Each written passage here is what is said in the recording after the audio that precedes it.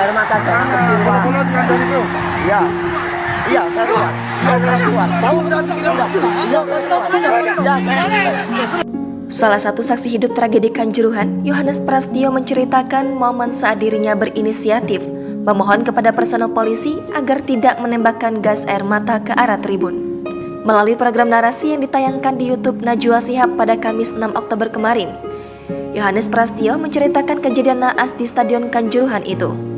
Berikut sosok dan kisah Yohanes saat tragedi Kanjuruhan itu terjadi. Nama Yohanes Prastio baru-baru ini viral di sosial media lantaran ia merekam dirinya sendiri memohon ke polisi agar tak menembakkan gas air mata, tetapi justru dibalas dengan bentakan dan pengusiran oleh anggota polisi. Sebelum bercerita, dalam program narasi itu Yohanes terlihat menarik napas panjang dan menangis.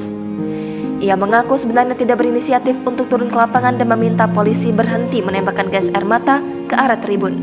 Ia mengatakan saat pertandingan selesai ingin langsung pulang untuk bekerja. Lalu ketika ingin menuju ke pintu gerbang stadion, Yohanes mengatakan mendengar suara tembakan gas air mata ke arah tribun 6 dan tribun 7 Stadion Kanjuruhan. Setelah mendengar suara tembakan itu, dirinya pun bergegas untuk keluar dari stadion. Namun saat ingin keluar dari stadion, Yohanes justru terkena tembakan gas air mata. Saat itu Yohanes merasakan matanya perih hingga tak bisa membukanya. Ia pun mendengar para supporter Aremania lalu meminta tolong, ada anak kecil hingga ibu-ibu. Saat mendengar jeritan minta tolong tersebut, Yohanes pun berinisiatif untuk turun ke tengah lapangan dan memohon kepada polisi agar tidak menembakkan gas air mata ke arah tribun. Sesampainya di lapangan, Yohanes langsung menghampiri salah satu anggota kepolisian dan memohon agar menyudahi menembakkan gas air mata ke tribun karena banyak terdapat anak kecil.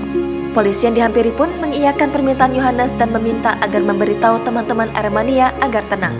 Namun tak berselang lama, Yohanes justru memperoleh bentakan dari anggota polisi lain. Selain itu, ia mengaku juga dipukul beberapa kali tetapi tidak mengetahui nama anggota polisi yang memukulnya. Yohanes mengaku mengalami beberapa luka memar seperti di kepala belakang, dahi, punggung, dan kedua kakinya. Lebih lanjut, Yohanes pun berhasil keluar dari lapangan saat digiring oleh petugas keamanan. Sesampainya di luar, ia mengaku tembakan gas air mata juga terjadi di luar stadion. Selain itu, dirinya juga menceritakan adanya keributan dan banyak kerusakan. Seperti diketahui, tragedi di Stadion Kanjuruhan menelan 131 korban jiwa dan menjadi sorotan dunia.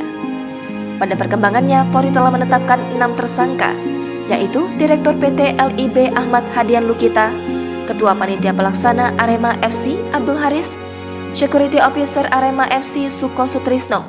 Ketiganya dijerat dengan pasal 359 KUHP dan 360 KUHP dan atau pasal 130, 103, contoh pasal 52 Undang-Undang Nomor 11 Tahun 2022 tentang keolahragaan. Sementara 3 tersangka lain yang berasal dari unsur kepolisian yaitu Kabag Ops Polres Malang, Kompol Wahyu Setio Pranoto, anggota Brimob Polda Jatim AKP Hasdarman, dan Kasamapta Polres Malang AKP Bambang Sidik Ahmadi.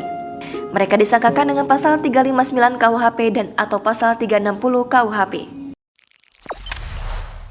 Jangan lupa subscribe, share, komen, dan like ya.